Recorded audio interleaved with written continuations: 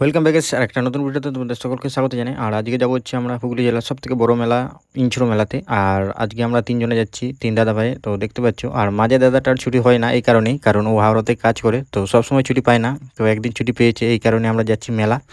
তো অনেকটা পথ অতিক্রম করার পর তো সরাসরি পৌঁছে যায় মেলাতলা রাস্তায়। আর মেলাতলা রাস্তাটা দেখছো, এদিকে জল হচ্ছে, আর রাস্তার অবস্থাটাও খুব একটা ভালো নয় গো, তোমরা দেখতেই পাচ্ছ। তো ওখান থেকে চলে এলাম, সোজা মেলাতলায় এন্ট্রি মারলাম।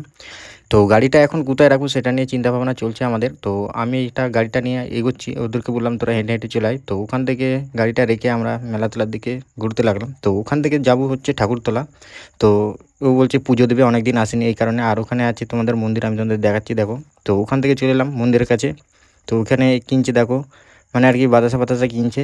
তো কত দক্ষিণা নেবে জানি না, ফুল বাতাসা এটা ওটা কিনে নিয়েছে। তো ফাইনালি পুজো দেওয়ার পর আমরা চলে এলাম আবার মেলাতলার দিকে ঘুরছিলাম। ঠিক আছে, তো ঘুরতে ঘুরতে বললাম তো চলো যা যাক, কী কী খেলনা আছে বাচ্চাদের, ঠিক আছে, কী সব গাড়ি এনেছে এখানে, রেলগাড়ি, নাগরদোল্লা, বিভিন্ন ধরনের বাচ্চাদের মানে খেলনা চাপার এটা ওটা ছিল। তো আমরা এখানে দেখতে এসেছিলাম কী কী এনেছে না এনেছে। তো কারণ অনেক দিন আগে এসেছিলাম তো, আর এখান থেকে এক জায়গায় এসেছিলাম, তো এখানে দেখাচ্ছে ম্যাজিক খেলা, যারা ঢুকছে না তাদেরকেও জোর করে টিকিট দিয়ে ঢুকিয়ে দিচ্ছে, যারা দূর থেকে দেখছিল এই কারণে।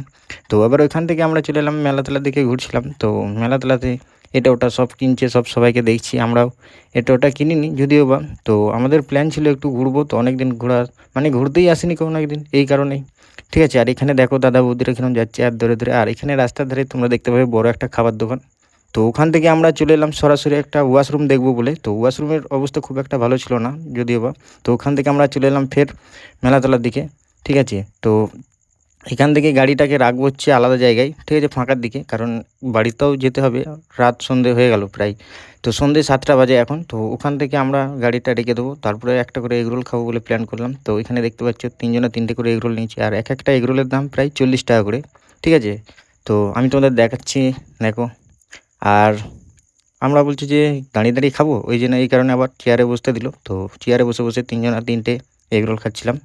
ঠিক আছে, তো এগরোল খেতে খেতে শেষ হয়ে গেল। তারপরে বাড়ি যাওয়ার পথে একটা করে আইসক্রিম নিয়ে নিলাম, খেতে খেতে যাচ্ছি। আর জিলিপি বাদাম নিয়ে নিলাম। আর এই যে দেখো এখানে আইসক্রিমের খোলা সমেত খাচ্ছি। আর হ্যাঁ গাইস, ভিডিওটি কেমন লাগলো অবশ্যই আমাকে কমেন্টে জানাতে ভুলবেন না। দেখা হবে এরকমই নতুন ভিডিওর মাধ্যমে, ততক্ষণ জন্য টাটা অ্যান্ড বাই বাই। তো চলো টাটা।